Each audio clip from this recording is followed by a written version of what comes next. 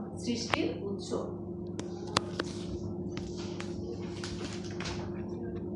18 পড়েন।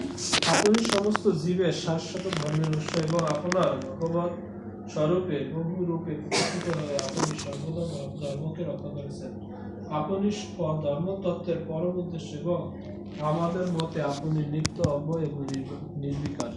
তাৎপর্য: এই শ্লোকের ধর্মস্ব পরম পূজ্য কথাটি সমস্ত ধর্মতত্ত্বের সবচাইতে গোপনীয় উদ্দেশ্যটি ইঙ্গিত করেছেন।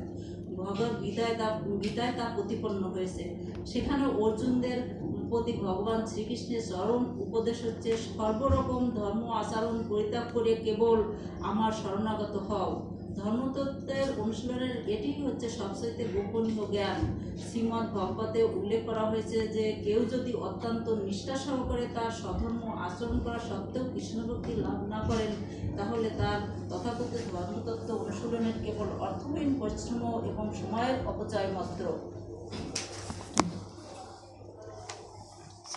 বহুরূপে প্রকাশিত হয়ে নিত্য ধর্মকে সর্বদা রক্ষা করেন পরমেশ্বর ভগবান।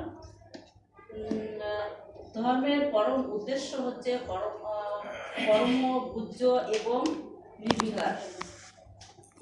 ভগবদ গীতায় বলা হয়েছে যে যারা বিশেষ দেবতার উপাসক এবং তারা সেই দেবতার লোক প্রাপ্ত হয়, কিন্তু যিনি পরমেশ্বর ভগবানের আরাধনা করেন তিনি বৈকুণ্ঠ লোকে প্রবেশ করতে পারেন।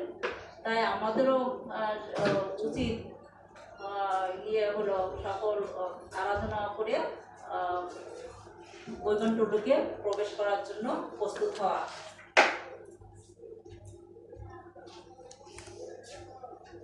নিত্য ধর্মকে সর্বদা রক্ষা করেন। আপনি ধর্মের পরম উদ্দেশ্য ধর্মগুলো এবং নির্বিকার।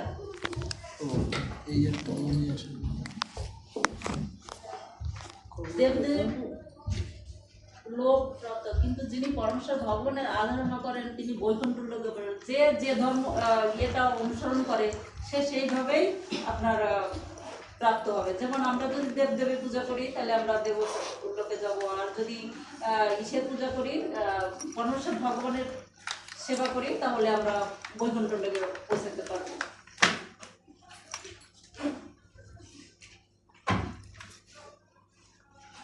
শ্লোক 19। হরে কৃষ্ণ। শ্লোক 19।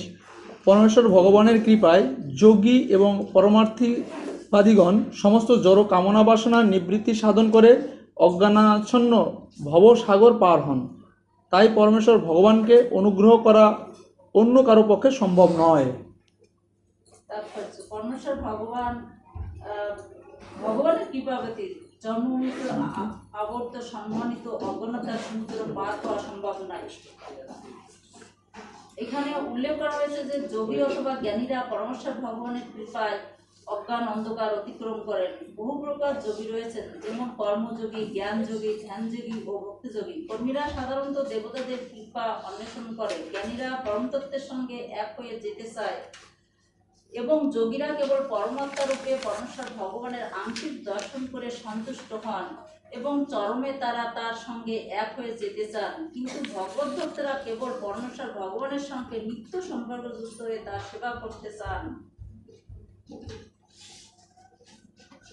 আসলে ভগবানের কৃপাতেই কেবলমাত্র অনাসক্ত যোগীরা ভবসাগর অতিক্রম করতে পারে। যারা দেবতাদের উপাসক তারা তো সেই দেবতাদের লোক প্রাপ্ত হবেন। যারা ভগবানের আরাধনা করেন তারা বৈকুণ্ঠ লোকে প্রবেশ করবেন। এটাই এখানে বোঝানো হচ্ছে। শ্লোক 20। শ্লোক 20। যে লক্ষ্মীদেবীর পদধূলি অন্য সকলের তাদের মস্তকে ধারণ করেন, সেই লক্ষ্মীদেবী আপনার দাসীর মতো আপনার আদেশের অপেক্ষা করেন। কেননা কোনো ভাগ্যবান ভক্ত কর্তৃক আপনার চরণে নিবেদিত তুলসী দলের নবীন মালিকায় সঞ্চরণ করে যে ভ্রমরদলের রাজা, তার নিবাসস্থলে আপনার শ্রী পাদপদ্মে তার স্থান সুরক্ষিত রাখার জন্য তিনি সর্বদা উৎকণ্ঠিত থাকেন। ভগবানের শ্রী পাদপদ্মে অর্পিত হওয়ার ফলেই তুলসী সমস্ত শ্রেষ্ঠ গুণাবলী লাভ করেছে। এখানে যে তুলনাটি করা হয়েছে তা অত্যন্ত সুন্দর। ভগবানের শ্রী পাদপদ্মে অর্পিত তুলসী দলের উপর বিচারণ করেন, তেমনি যারা কৃপা দৃষ্টি লাভ করার জন্য দেবতা, ব্রাহ্মণ, বৈষ্ণব এবং অন্য সকলেই কামনা করেন, সেই লক্ষ্মী দেবীও নিরন্তর ভগবানের চরণাবিন্দের সেবায় নিরত থাকেন। অর্থাৎ প্রকৃতপক্ষে কেউই ভগবানের কল্যাণকারী হতে পারে না, পক্ষান্তরে সকলেই হচ্ছে ভগবানের দাসের অনুদাস। আসলে আমরা যারা এই ভগবানের সেবা করছি তারা সবাই আমরা ভগবানের দাসের অনুদাস। শ্লোক 21 পড়েন, অনুবাদ। হে প্রভু, আপনার শুদ্ধ ভক্তদের কার্যকলাপের প্রতি আপনি অত্যন্ত অনুরক্ত। তবুও যিনি সর্বদা আপনার অপেক্ষিত বিমুখী সেবা যুক্ত, সেই লক্ষ্মী দেবীর প্রতি আপনি আসক্ত নন। অতএব ব্রাহ্মণেরা যে পথে বিচরণ করছেন, সেই পথের ধূলির দ্বারা আপনি কিভাবে পবিত্র হতে পারেন, এবং আপনার বক্ষের উপর যে শ্রীবৎস চিহ্ন, তার দ্বারা আপনি কিভাবে মহিমান্বিত হতে পারেন? ভগবানের 6টি ঐশ্বর্য হচ্ছে অন্তহীন সম্পদ। অন্তহীন দেবতারা এবং অন্য জীবেরা কেবল লক্ষ্মী দেবীর কৃপা লাভের জন্য তার পূজা করেন, কিন্তু ভগবান কখনো তার প্রতি আসক্ত নন, কেননা তার প্রকৃত সেবার জন্য তিনি এই প্রকার অসংখ্য লক্ষ্মী দেবীর সৃষ্টি করতে পারেন। কখনো কখনো ভগবানের শ্রী পাদপদ্মে অর্পিত তুলসীপত্রের প্রতি লক্ষ্মী দেবী ঈশ্বরপ্রায়ণ হন, কেননা ভগবানের শ্রী পাদপদ্মের অবস্থা স্থির থাকেন, কিন্তু ভগবানের বক্ষস্থলে লক্ষ্মীজি অবস্থিত হওয়া সত্ত্বেও কখনো কখনো তিনি কৃপা প্রার্থী অন্য ভক্তদের অনুগ্রহ করতে হয়। কখনো কখনো লক্ষ্মী দেবীকে তার অসংখ্য ভক্তের সন্তুষ্ট করতে যেতে হয়, কিন্তু তুলসীপত্র কখনো তার স্থান ত্যাগ করেন না, তাই তিনি লক্ষ্মী দেবীর সেবা থেকে তুলসীর সেবা অধিক পছন্দ করেন। ভগবান যখন বলেন যে ব্রাহ্মণদের অপ্রতিটি কৃপার ফলে লক্ষ্মী দেবী তাকে ছেড়ে যান না, তখন আমাদের বুঝতে হবে যে ভগবানের ঐশ্বর্য তার লক্ষ্মী দেবী আকৃষ্ট হন, তার প্রতি ব্রাহ্মণদের আশীর্বাদের জন্য নয়। তার ঐশ্বর্যের জন্য ভগবান কারোর উপর নির্ভরশীল নয়, তিনি সর্বদা স্বয়ংসম্পূর্ণ। ব্রাহ্মণ এবং বৈষ্ণবের আশীর্বাদের ফলে তার ঐশ্বর্য প্রাপ্তি সম্বন্ধে ভগবানের যে উক্তি, তা কেবল ব্রাহ্মণ এবং ভগবত ভক্ত বৈষ্ণবদের প্রতি অন্যদের শ্রদ্ধাশীল হওয়ার শিক্ষা দেওয়ার জন্য।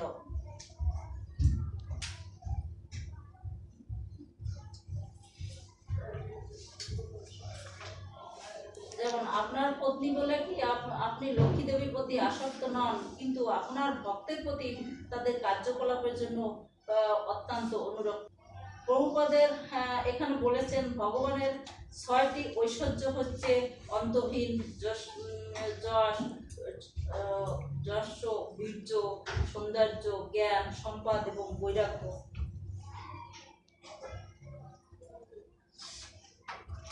শ্লোক 22 পড়েন।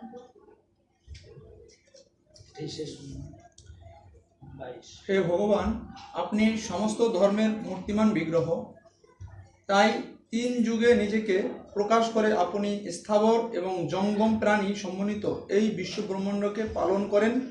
আপনার শুদ্ধ সত্যময় এবং সর্বপ্রকার বর প্রদানকারী অনুগ্রহের দ্বারা দেবতা এবং ব্রাহ্মণদের কল্যাণ সাধনের জন্য আপনি রজ ও তমগুণের উপাদানগুলিকে নিরসন করেন। এই শ্লোকে ভগবানকে ত্রিযুগ বলে সম্বোধন করা হয়েছে, অর্থাৎ যিনি সত্য, দ্বাপর এবং ত্রেতা এই 3 যুগে আবির্ভূত হন। চতুর্থ যুগ বা কলিযুগে তার আবির্ভাবের কথা উল্লেখ করা হয়নি। বোধিশাস্ত্রে বর্ণনা করেছে যে কলিযুগে তিনি ছন্ন অবতার রূপে, অর্থাৎ তার প্রকৃত পর্যায়ে আড়াল করে অবতরণ করেন।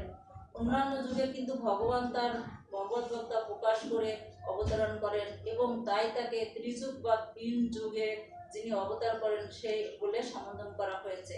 ত্রিযুগ শব্দটি বিশ্লেষণ করে শ্রীধর স্বামী বলেছেন, যুগ মানে হচ্ছে যুগল এবং তিনি মানে হচ্ছে 3। ভগবান 3 জোড়া বা 6টি ঐশ্বর্য সমন্বিত, সেই সূত্রে তাকে ত্রিযুগ বলে সম্বোধন করা যেতে পারে। ভগবান হচ্ছেন ধর্মতত্ত্বের মুক্ত বিগ্রহ। তিনি যুগের ধর্মতত্ত্ব 3 প্রকার আধ্যাত্মিক সাংস্কৃতিক দ্বারা সুরক্ষিত থাকে, যথা তপ, শৌর্য এবং দয়া। সেই সম্বন্ধেও ভগবানকে ত্রিযুগ বলা হয়। কলিযুগে আধ্যাত্মিক সংস্কৃতির এই তিনটি আবশ্যক গুণ প্রায় অনুপস্থিত, কিন্তু ভগবান এতই কৃপাময় যে কলিযুগের এই তিনটি পরমার্থিক গুণরহিত হওয়া সত্ত্বেও তিনি আসেন এবং শ্রী চৈতন্য মহাপ্রভু প্রচ্ছন্নভাবে অবতরণ করেন। শ্রী চৈতন্য মহাপ্রভুকে প্রচ্ছন্ন বলা হয় কেননা যদিও তিনি স্বয়ং শ্রীকৃষ্ণ, তবুও তিনি ভক্তরূপে নিজেকে প্রকাশ করেন, কৃষ্ণরূপে নয়। তাই ভক্তেরা শ্রী চৈতন্য মহাপ্রভুর কাছে প্রার্থনা করেন তিনি যেন এই যুগের সবচেয়ে প্রবল দৃষ্টি আকর্ষণকারী বিষয় সম্পদ তাদের পঞ্চমিত রজ এবং তমগুণের দ্বারা প্রভাবিত করেন। শ্রী চৈতন্য মহাপ্রভু কর্তৃক প্রচারিত ভগবানের পবিত্র নাম হরে কৃষ্ণ কৃষ্ণ কৃষ্ণ হরে হরে হরে রাম হরে রাম রাম রাম হরে হরে। মহামন্ত্র সংকীর্তনের দ্বারা কৃষ্ণ ভবনামিত আন্দোলনের ভক্তরা রজ এবং তমগুণের প্রভাব থেকে মুক্ত হন। চতুষ্মরেরা তাদের রজ এবং তমগুণের প্রভাব সম্বন্ধে অবগত ছিলেন, কেননা বৈকুণ্ঠ লোকে প্রবেশ করা সত্ত্বেও তারা ভগবানের ভক্তদের অভিশাপ দিতে চেয়েছিলেন। তাদের দুর্বলতা সম্বন্ধে যেহেতু তারা সবচাইতে সচেতন ছিলেন, তাই তারা ভগবানের কাছে প্রার্থনা করেছিলেন তিনি যেন তাদের মধ্যে অবস্থানে রত রজ এবং তমগুণ দূর করে দেন। শৌচ, তপ এবং দয়া এই তিনটি দিব্যগুণ দ্বিজ এবং দেবতাদের গুণাবলী শতগুণে অধিষ্ঠিত না হলেও আধ্যাত্মিক সংস্কৃতির এই তিনটি তত্ত্ব গ্রহণ করা যায় না। তাই কৃষ্ণ ভবনামিত আন্দোলনের জন্য তিনটি নিষিদ্ধ পাপকর্ম হচ্ছে অবৈধ যৌন সংসর্গ, আসরপান এবং কৃষ্ণপ্রসাদ ব্যতীত অন্য খাদ্যদ্রব্য আহার। এই তিনটি নিষেধ তপ, শৌচ এবং দয়ার ভিত্তিতে প্রতিষ্ঠিত। ভক্তরা দয়ালু কেননা তারা অসহায় প্রাণীদের হত্যা করেন না এবং তারা শুচি কেননা তারা অবাঞ্ছিত খাদ্যদ্রব্য গ্রহণ করেন না এবং অবাঞ্ছিত অভ্যাসের কলুষ থেকে মুক্ত। সংযত যৌন জীবন তাপস্যর প্রতীক। যে সমস্ত ভক্ত কৃষ্ণ ভবনাময়ে যুক্ত হয়েছেন তাদের উচিত চারমাদের প্রার্থনার দ্বারা শোষিত এবং এই সিদ্ধান্তের অনুসরণ করা। এখানে ব্রাহ্মণদের রক্ষক তিন যুগে ভগবান এই ব্রহ্মাণ্ডকে রক্ষা করেন। দেবতা ও ব্রাহ্মণদের কল্যাণ সাধনের জন্য কৃপা করে শতগুণের দ্বারা রজ ও তমগুণের উৎপাদনগুলোকে নিরাময় করেন। শ্রী চৈতন্য মহাপ্রভু প্রচ্ছন্ন অবতারকে প্রচ্ছন্ন অবতার বলা হয়। হরে কৃষ্ণ হরে কৃষ্ণ। প্রভু আমার কোনো যোগ্যতা নেই, আমি ক্লাসে পড়তে চাইনি, শুধু কিছু বলার লাগবে না, শুধু শুনলেই হবে, তাই আমি শোনার জন্যই ভর্তি হয়েছি ক্লাসে।